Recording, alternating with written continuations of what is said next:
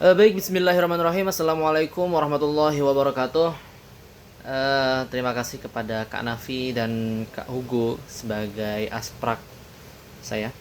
Oke, perkenalkan saya Muhammad Zaid Robani, NIM 245150207111012. Jadi, di sini ada tas dari asprak untuk menjelaskan program yang sudah saya buat untuk remedial ujian akhir praktikum.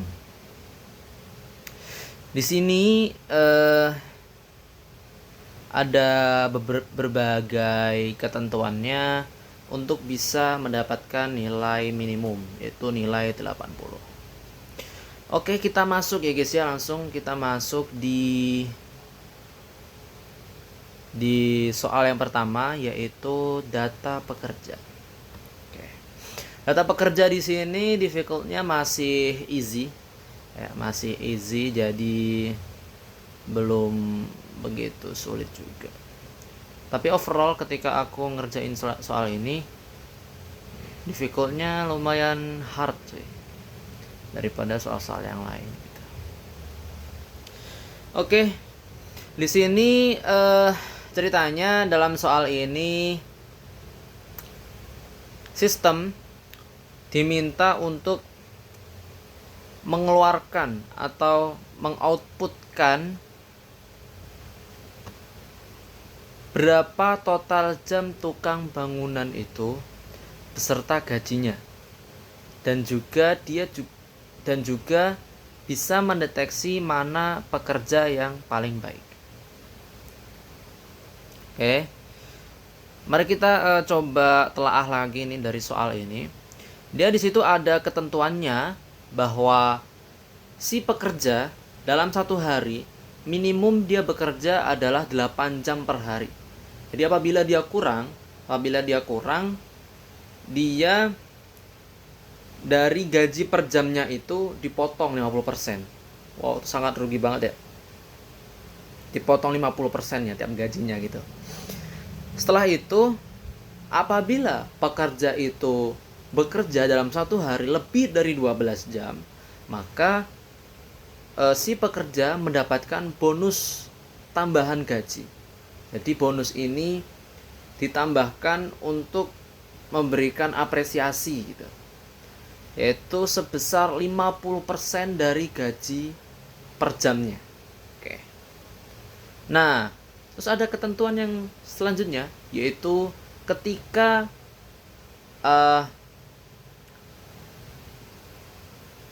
user menginput tukang pekerja, misal sebanyak 4 tukang, dan di antara tukang-tukang itu dia bekerja paling lama dalam kurun periode yang user tentukan. Di pekerja terbaik ini adalah ketika si tukang ini bekerja paling lama dari tukang-tukang yang lain gitu. Nah, apabila dia mendapatkan predikat pekerja terbaik, maka dari seluruh total gajinya, gaji si tukang yang terbaik ini akan ditambahkan sebesar 10%. Itu ya mungkin sangat lumayan gitu ya guys ya.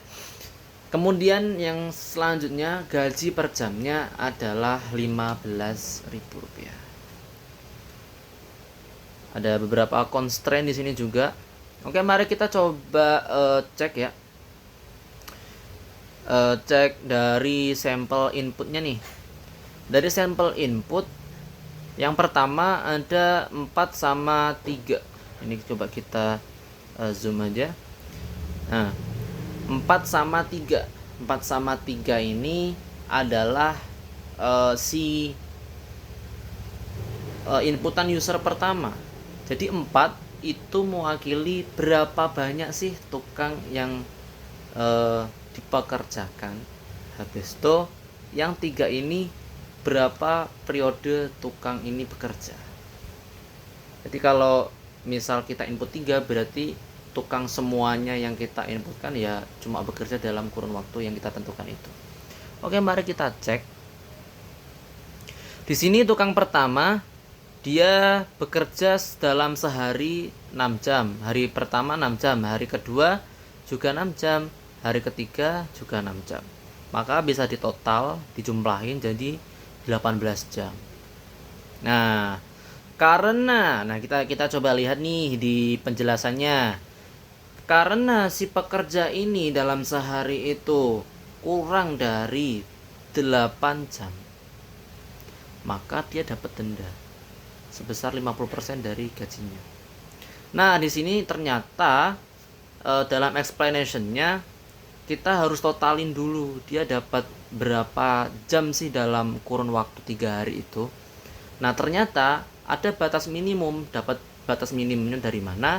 Dari minimum per harinya itu kan 8. Habis itu dikali dengan berapa hari dia bekerja. Maka itu adalah sebagai jam total dia bekerja. Jam minimum total dia bekerja. Oke. Maka karena si tukang bangunan satu itu bekerja selama 18 jam, maka dia minus dong. Jadi 24 dikurangi 18, hasilnya 6. Nah, dia minus 6 jam buat ke 24. Jadi dia itu kayak bekerja itu males-malesan gitu loh. Batasnya 24 jam, ternyata dia cuma bekerja dalam kurun 3 hari, ini cuma 18 gitu. Maka kita samain nanti untuk di programnya sesuai logika hitung-hitungan ini. Jadi kita bisa cek gajinya awalnya 18 jam total dikali 15.000. Awalnya 270.000. Kemudian dia dapat denda dari minusnya tadi. Jadi minusnya kan 24 dikurangi 18 tadi 6. Si 6 ini nanti dikali 15.000 dikali juga dengan 50%, dapat 45.000. Habis itu baru dikurangi dengan gaji, total gajinya selama kurun periode 3 hari tersebut. Nah, kita coba cek pada tukang bangunan yang ketiga. Ini sebenarnya salah coy. Sebenarnya tukang bangunan 2. Oke, tukang bangunan 2 ya cuy ya.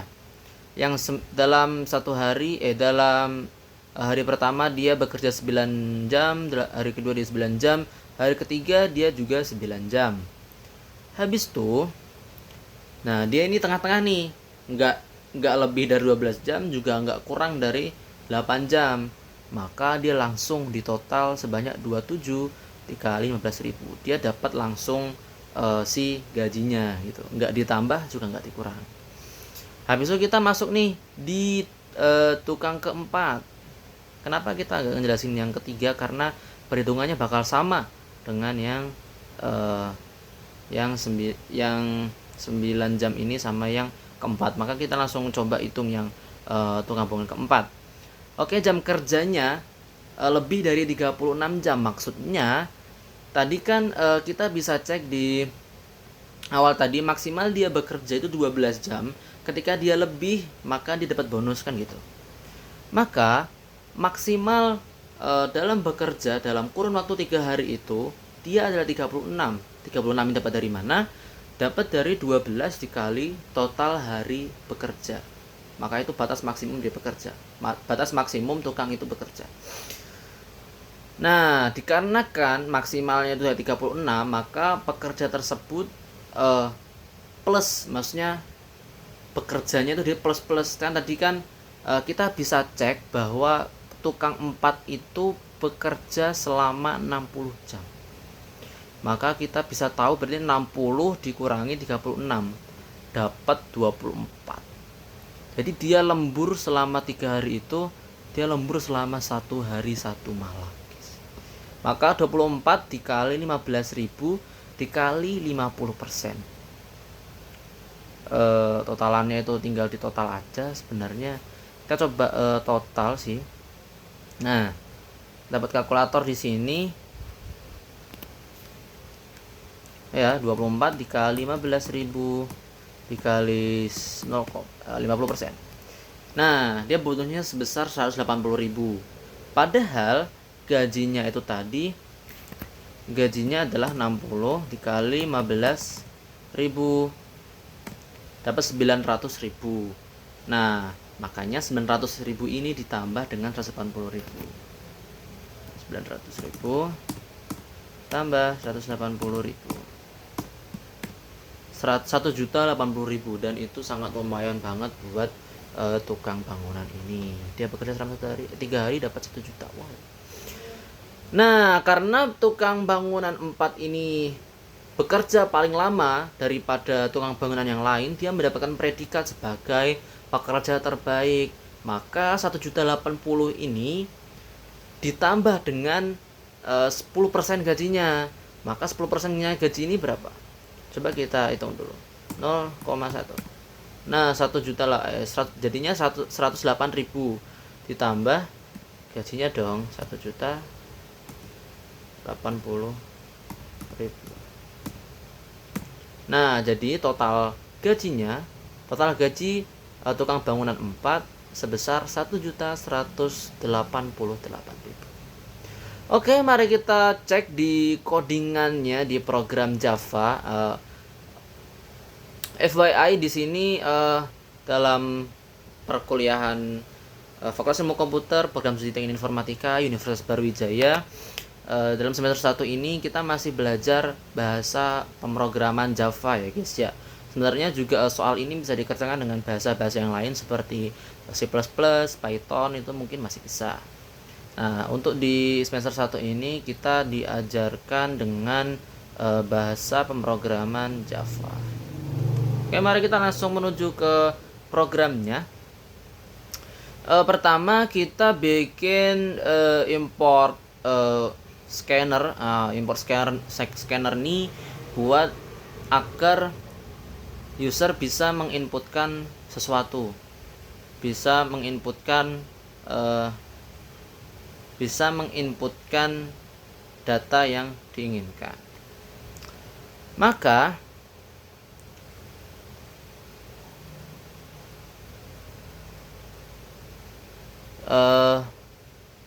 di sini kita bisa cek bahwa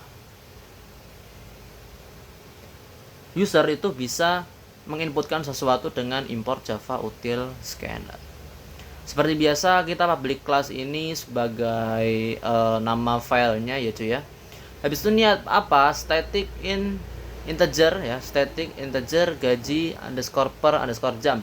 Ini sebagai gaji per jamnya. Ini atribut dari objek data pekerja ya, atributnya. Maka atribut ini nanti bisa berperilaku apa? Nah, itu nanti di metode. Oke. Itu dulu. Nah, gaji per jamnya kita tetapin dia sebanyak Rp15.000. Maka kita coba langsung ke baris 7. Oke, kita menuju ke baris 6 nih. Baris 6 di sini ada public static void main. Oke, ini untuk misal pemula ini sangat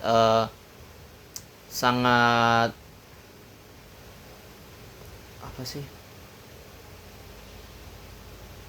Sangat populer sekali karena ini biasanya mungkin membingungkan para pemula. Apa sih ini public static void main? Ini adalah sebuah metode main di Java agar sistem itu bisa bisa di-compile oleh sistem. Nah, kalau misal di C++ itu kan biasanya ada integer main dalam kurung berapa itu kan di Java. Kalau di Python nggak usah kayak gini, nggak usah kayak main gitu. Biasanya udah bisa jalan kalau nggak pakai main juga. Nah, kenapa Java? Karena Java ini dalam segi runtutan algoritma itu sangat runtut sekali dan nggak bertele-tele juga menurutku, dan cocok buat pemula buat belajar bahasa pemrograman seperti itu, guys. Maka kita lanjut ke baris ke-7 ya. Baris ke-7 di sini adalah scanner. Ini nama scannernya, misalnya nama variabel scannernya. Habis itu kita bikin new scanner system in. Ini buat awalan agar user itu bisa input sesuatu. Ya. Habis itu integer n, kita tetapin n tadi sebagai banyak pekerja. Nah, kita tetapin dulu nih. Tetapin dulu, ini adalah banyak pekerja dan ini banyak hari. Oke, kita dah tahu bahwa N itu adalah banyak pekerja dan M itulah banyak harinya. Maka kita menggunakan array nih. Array itu apa dong? Array itu adalah sebuah variabel, enggak sebuah variabel, sebuah wadah ya, agar bisa ditempatin oleh banyak data dalam satu wadah. Misal, kita kan tahu nih variabel integer nih A. Nah, kita taruh berbagai data, berbagai angka ya, karena ini integer berarti aku sebutin aja angka lah ya. Angka ditaruh dalam wadah yang sama ya, ditaruh dalam wadah yang sama. Bisa juga kamu bikin banyak sekali variabel, tapi itu menurutku juga nggak efektif. Kenapa? Karena kalau kamu bikin banyak berbagai variabel, kamu next in gitu, itu bakal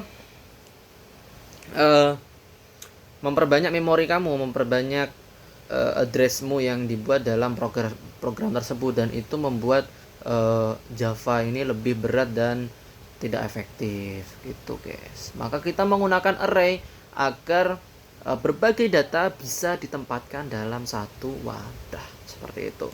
Nah, di sini array-nya itu nggak harus dalam kotaknya, itu nggak harus 2, karena ini kita menggunakan 2 dimensi supaya bisa kita mengolah datanya juga lebih banyak. Kenapa 2 dimensi? 2 dimensi itu seperti ini guys.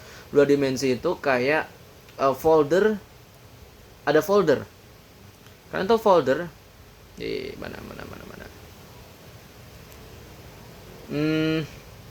Misalnya nih, ini sebuah TWS, ini satu array. Kalau dibuka ada 2 TWS. Ya, ini datanya. Ini data 1, data 2. Yang satu di posisi ke 0, yang satu di posisi ke 1. Nah, itu seperti array. Array itu seperti itu, guys. Mana lagi?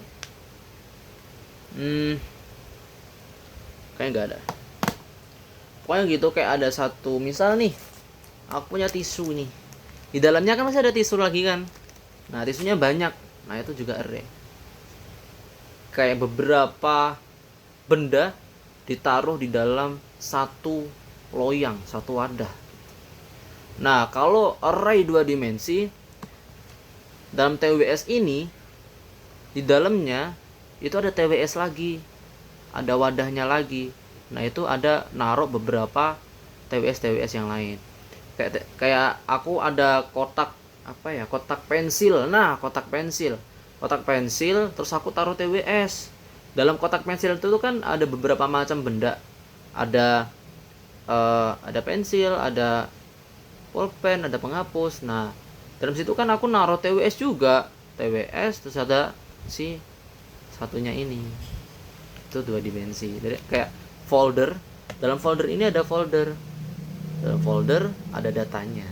Itu namanya array 2 dimensi. Sangat canggih ya. Array 2 dimensi. Seperti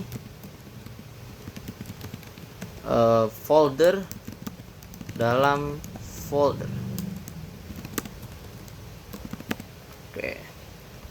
Habis itu, nah, setelah itu kita bikin si user bisa menginput array-nya. Gimana dong? Nah, kita menggunakan array 2 dimensi, kita menggunakan for loop. For loop sendiri adalah sintaks dari Java untuk bisa kita berinteraksi dengan Java dalam hal looping, hal berulang-ulang gitu. Berulang-ulang ini contohnya apa? Kayak kita bisa output bilangan ganjil dari 1 sampai 10, bilangan genap dari sekian sampai sekian, itu bisa menggunakan for loop. Jadi nggak output cuma sekali tapi berkali-kali. Nah, for loop ini tidak hanya output doang, tapi bisa berbagai-bagai, bermacam-macam gitu. Di sini kita menggunakan for loop untuk menginput data dalam array-nya. Nah, kita bisa lihat dalam baris 10 sampai 15 nih. Nah, habis itu, nah kita skip ini ya, skip ini dulu. kita masuk di metode. Nah, metode ini apa? Metode ini suatu fungsi ya, fungsi suatu wadah juga sebenarnya untuk menaruh algoritma lain. Maksudnya kayak gini ya. Metode tuh kayak misalnya kita berjalan, misalnya kayak motor kan punya atribut apa, misal ban roda sama aja, ban, stang dan lain sebagainya. Nah, perilaku motornya apa ya? Berjalan, yang ngerem ya. Nah, itu metode ini suatu perilaku dari objek ini gitu. Karena Java ini itu pendekatannya objek seperti itu. Maka kita masuk ke perilaku pertama. Kita mau menghitung perilaku ini hitungan total jam kerjanya. Nah, kita bisa tulis static integer jam kerja. Nah, sebenarnya sebelum static ini ada namanya access modifier. Access modifier itu apa? Access modifier itu akses di mana perilaku ini bisa dijalankan dalam beberapa objek yang lain. Kalau misalnya kita tulis privat, privat. Nah, privat ini dia tidak bisa diakses oleh kelas yang lain gitu. Nah, kalau saya tadi tidak menggunakan access modifier apapun, berarti di situ posisinya default. Access modifiernya ada apa aja? Jadi ada privat, ada public, ada protected. Nah, dan itu kebutuhannya macam-macam, keuntungannya macam-macam dan kerugiannya juga ada macam-macam. Tapi kalau mau aman, aku biasanya pakai public. Tergantung programmer ingin menyebar perilaku ini atau enggak gitu, seperti itu. Kayak aku nih, ini aku kan objek. Aku mau ngasih tahu perilakuku seperti ini ke orang. Tapi ada juga perilakumu yang kamu sembunyikan gitu loh. Makanya Java juga mengakomodasi hal seperti itu. Gitu. Nah, kita menghitung jam kerja dengan parameter. Parameter ini apa? Parameter itu kayak tolak ukur buat kita supaya bisa memasukkan nilai ke dalam perilaku itu. Ya, pokoknya gitu. Nanti kita coba langsung saja ya. Nggak usah banyak teori. Di sini kita jam kerja sama dengan 0. Berarti di sini sebenarnya ini adalah hasil total, cuy. Iterasi untuk mentotal jam kerja gitu. Nah, nanti si literasi ini yang kita kembalikan nilainya seperti itu loh. Maksudnya dalam perilaku ini apa yang dikeluarkan nilainya ya jam underscore kerja ini, ya total ini gitu loh, ya total ini gitu loh. Seperti itu.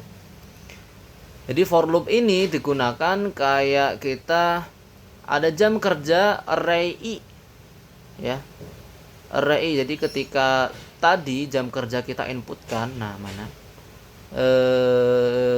Ini. Nah, ini kan metode kita nih. Nah, ketika si array i ini dimasukkan ke metode jam kerja, maka dia akan langsung nyambung. Array i dia nyambung ke sini. Seperti itu ya. Jadi ini tuh kayak semacam tolak ukur doang, kayak rumus doang gitu loh. Nanti dia bisa dimasukin apapun kayak array i ini. Dia tergantung dengan tipe data yang sesuai seperti itu. Gitu guys. Dan apa yang dikeluarin ya si total ini gitu loh. Kita mau cari total jam bekerja dalam satu harinya dia. Makanya aku bikin juga iterasi di sini. Di baris 16 kita bikin iterasi untuk total jam kerja. Oh, jadi terang banget nih. Oke. iterasi total jam kerja, dan juga ada iterasi untuk iterasi gajinya, gaji per pekerjanya. Oke, habis itu kita masuk di perhitungan untuk menghitung gaji. Gaji di sini kita menggunakan double. Kenapa? Karena double itu seperti bilangan real ya guys ya, bisa dimasukin bilangan bulat, bisa dimasukin bilangan berkoma, pecahan gitu. Itulah bilangan double. Dan juga double ini kapasitasnya tuh banyak, memorinya tuh banyak gitu loh. Maka kita bisa cek di sini. Pertama saya bikin gaji, iterasi gajinya. Nah, iterasi gaji dengan double variabelnya gaji gitu loh. Variabelnya gaji, kok jadi ini lagi, gelap lagi cek. Variabelnya gaji. Nah, si variabel gaji ini yang nanti kita akan keluarin gitu loh. Maka kita juga bikin iterasi buat total jam bekerja. Nah, sebenarnya kita kan sudah menghitungkan, ya nggak sih? Kita sudah menghitung jam kerja ini, ya, buat cari total pekerja itu bekerja. Total jam pekerja itu bekerja, ya seperti itu. Ya walaupun agak pusing, insya Allah bisa difahami ya. Ya seperti itu. Total jam pekerja itu bekerja. Total jam bekerja. Maka di sini ada iterasi juga untuk total jam bekerja. Nah, iterasi total jam bekerja ini tidak akan kita keluarin karena ini hanya menghitung buat nanti kita perhitungkan untuk mencari gaji si pekerja ini. Kita kan sudah tahu jadi hitungan yang tadi ya. Kita sudah tahu perhitungan yang tadi. Kita coba zoom ini dulu. Oke. Jadi gini cuy. Oke. Kita sudah tahu bahwa pekerja di explanation nih. Nah, kita kan sudah menjelasin tadi di awal. Gak mungkin dong kita jelasin lagi. Menggunakan total ya guys ya, tidak menggunakan per hari. Tuh, perhitungannya kita menggunakan total nih 18 kali 15.000. Maka kita harus tahu dulu dong total jam dia bekerja. Nah, sebenarnya aku mikirnya saya mikirnya tuh metode ini tuh bisa dimasukin ke dalam metode ini. Ternyata nggak bisa gitu loh. Nggak tahu kenapa. Maka aku ya cari alternatif lain. Kenapa sih metode penjumlahan jam kerja ini tidak bisa dimasukkan ke sini gitu. Aku cari cara dong buat alternatif lain gitu. Maka saya bikin iterasi buat cari total jam bekerja dalam satu pekerja itu loh. Maka kita kan sudah tahu total dia bekerja itu berapa. Untuk pekerja satu dia 18. Maka saya juga bikin iterasi buat jam minimum dalam periode hari M, dan juga jam maksimum dalam periode hari M. Maksudnya periode hari M tuh periode hari yang kita inputkan, yang user inputkan gitu loh. Maka dapat dari mana? 8 dikali M dia bekerja. Tuh, M dia bekerja, M nya dapat dari mana? Dapat dari sini. Itu ya guys. Nanti dimasukkan dalam metode main, jadi seperti ini. Gitu. Nah, di sini kenapa saya menggunakan final ya, final integer? karena agar si iterasi jam minimum ini tidak berubah-ubah nilainya. Kayak lebih prefer gitu loh, lebih prefer buat ini loh paten gitu loh, seperti ini gitu.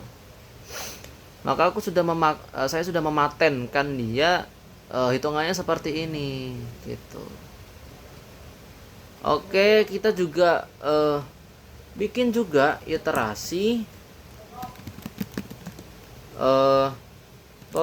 iterasi denda dan juga iterasi buat bonus ya, iterasi buat bonus gitu. Maka kita sudah tahu iterasi buat bonus seperti ini tadi ya hitungannya. Si 24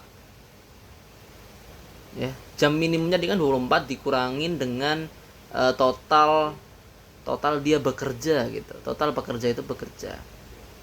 Maka tahu dong 24 dikurangi 18. Nah, di sini berarti kalau kita asumsikan di ini 24, di sini juga 18. Dapat si 6 tadi, 6 dikali 15.000 dikali 0,5 juga.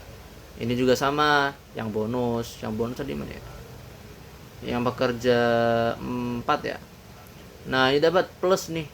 Plus 24, berarti caranya dia total jam dia bekerja, asumsikan ini 60 tadi, 60 dikurangi dengan minimum dia bekerja dalam periode hari M sebanyak 36. 60 dikurangi 36, 24 dikali dengan gaji per jam dikali juga 0,5. Nah, kita bikin kondisi di sini apabila si jam total dia bekerja kurang dari jam minimum, maka gaji sama dengan tambah sama dengan tuh berarti kan gaji kita kan iterasinya awalnya tadi 0 ya. Maka dijumlahin dia definisikan gaji itu berapa.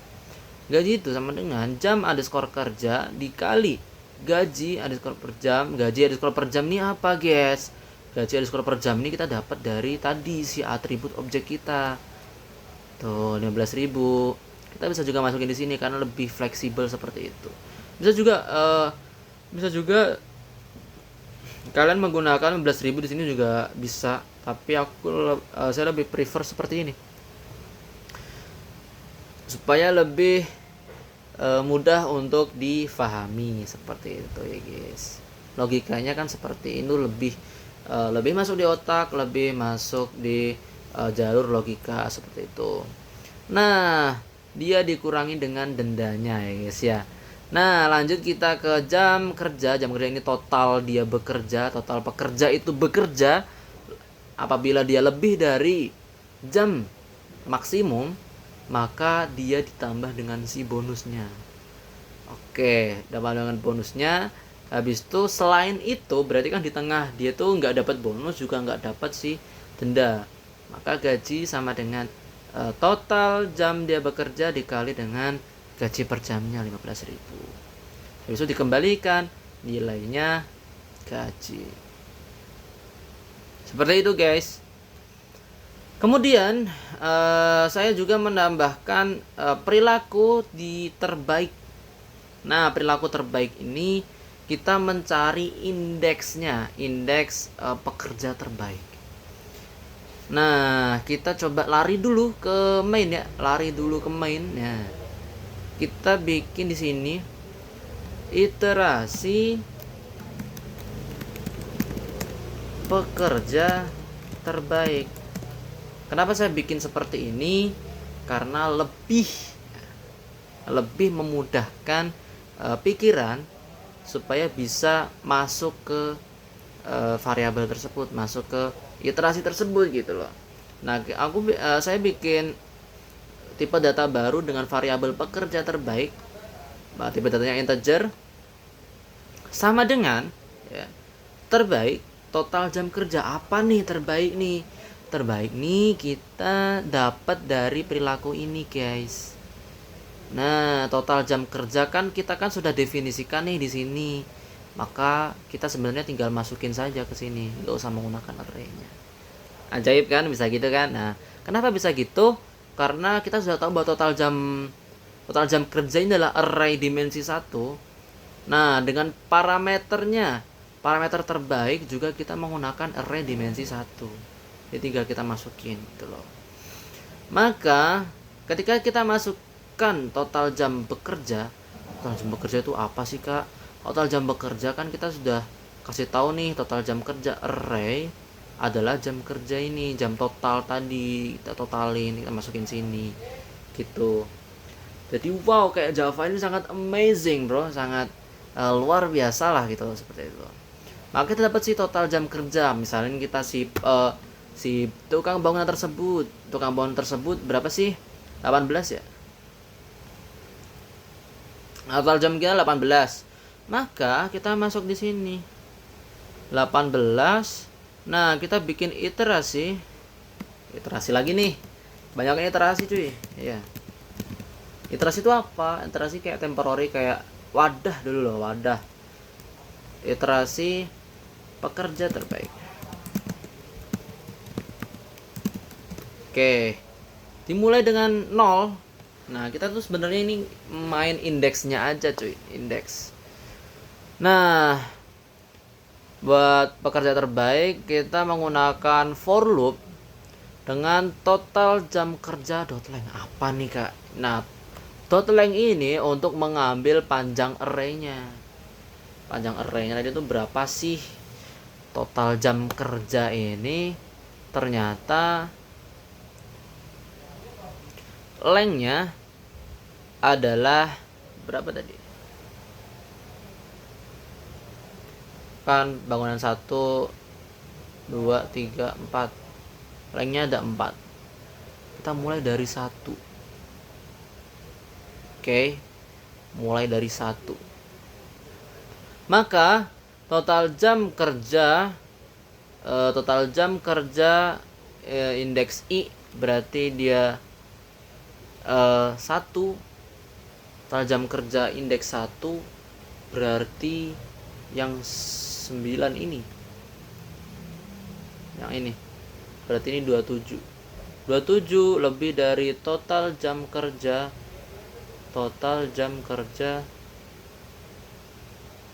terbaik 0. Kenapa kita mulai dari 1? Untuk membandingkan aja gitu loh. Kalau dia tuh lebih dari total jam lebih dari yang lain gitu loh. Bagaimana ya ngejelasinnya ya? Kayak apabila dia lebih dari yang lain, definisikan itu dia gitu loh. Kayak kayak gini. Aku punya jajan pilus. Di sini aku udah makan, di sini aku belum makan. Nah, ini tuh jumlahnya lebih banyak dari ini. Sini kosong, di sini ada. Nah, apabila ini tuh lebih bagus, aku pilih ini dong, gak mungkin aku pilih ini, gitu loh. Sama juga dengan value yang lebih gede. Apabila nih Just Almed ini lebih bagus daripada Just Almed UB, lebih bagus dari Just Almed UB, maka aku pilih ini. Tapi apabila Just Almed UB itu lebih bagus, maka ya berarti aku milih Just Almed UB dong. Oke, jadi seperti itu ya logikanya, cara mainnya.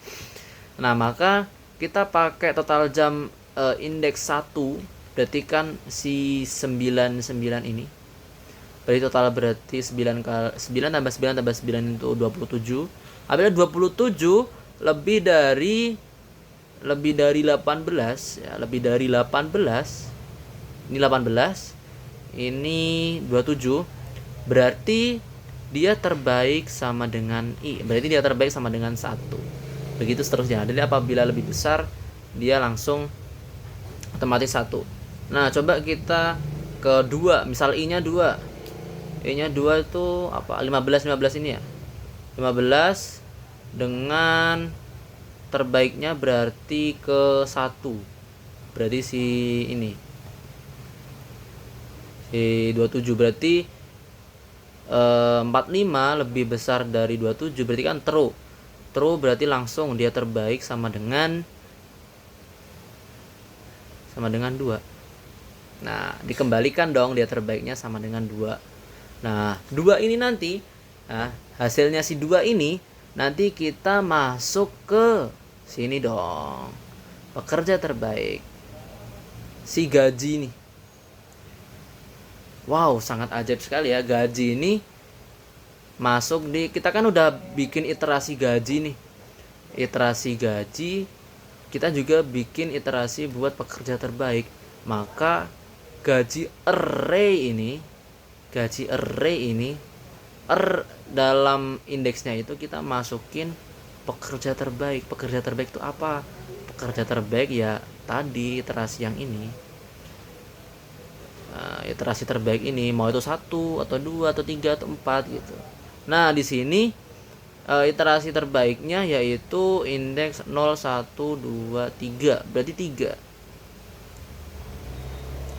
Nah, berarti si bonus ini sama dengan gaji array indeksnya ke 3.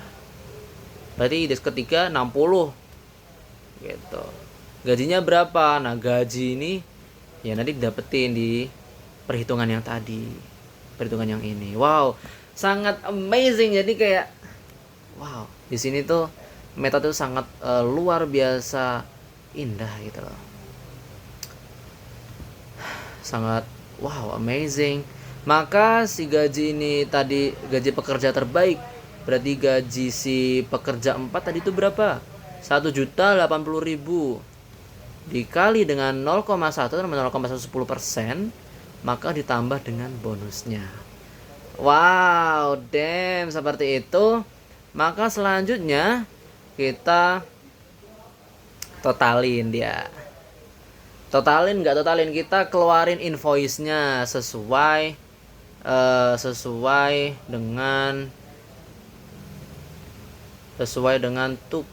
dengan apa yang harusnya diinput sesuai sampel input cuy. Karena kalau kita nggak ngeluarin sesuai sampel output biasanya salah.